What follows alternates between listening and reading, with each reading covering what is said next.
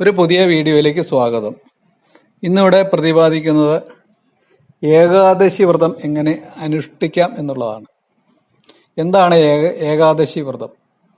ഈ ലോകത്തും പരലോകത്തും വിഷ്ണു സായുജ്യം വഴി മോക്ഷമാണ് ഏകാദശി വ്രതം കൊണ്ട് പരമമായി ഉദ്ദേശിക്കുന്നത്. ഈ വ്രതം സ്ത്രീ പുരുഷ ഭേദമന്യേ ആർക്കും അനുഷ്ഠിക്കാവുന്നതാണ്. സാധാരണഗതിയിൽ ഇത് കുടുംബത്തിന്റെ ഐശ്വര്യത്തിന് വേണ്ടി വിഷ്ണുവിനെ പ്രീതിപ്പെടുത്തുവാൻ വേണ്ടിയാണ് സാധാരണഗതിയിൽ ഇത് അനുഷ്ഠിക്കുന്നത്. ദശമി, ഏകാദശി, ദ്വാദശി എന്നീ 3 തിഥികൾ ഉൾക്കൊള്ളുന്നതാണ് ഏകാദശി വ്രതം. ദശമി ദിവസവും ദ്വാദശി ദിവസവും ഒരിക്കൽ നോക്കണം. പഴമക്കാരങ്ങനെയാണ് പറഞ്ഞത്, ഒരിക്കൽ നോക്കുക എന്നാണ് പറഞ്ഞത്.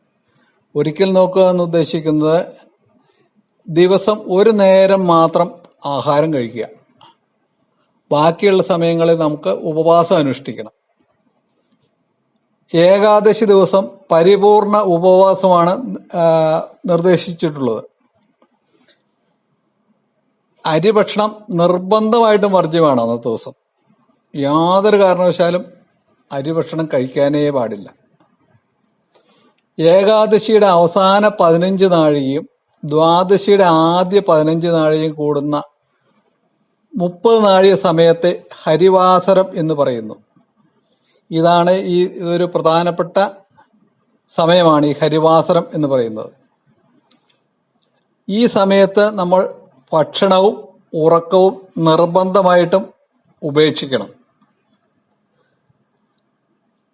മാത്രമല്ല, ആ സമയത്ത് ഈശ്വരനാമം ജപിക്കണം. അഖണ്ഡനാമം ജപിക്കുന്നത് ഏറ്റവും ഗുണകരമായിട്ട് പറയപ്പെടുന്നു. അപ്പോൾ ഇങ്ങനെ ഏകാദശി വ്രതം അനുഷ്ഠിച്ചാൽ പരമമായ ലക്ഷ്യമായ വിഷ്ണുവിന്റെ പ്രീതി വഴി നമുക്ക് സായുജ്യം ലഭിക്കും, മോക്ഷം ലഭിക്കും എന്നാണ് പറയപ്പെടുന്നത്. അപ്പോൾ ഈ ഏകാദശിയുടെ പുണ്യം ഈ ഏകാദശി വ്രതം നോക്കുന്ന എല്ലാവർക്കും ഉണ്ടാകട്ടെ എന്ന് ആശംസിച്ചുകൊണ്ട് ഈ വീഡിയോ ഇവിടെ അവസാനിപ്പിക്കുന്നു. നമസ്കാരം.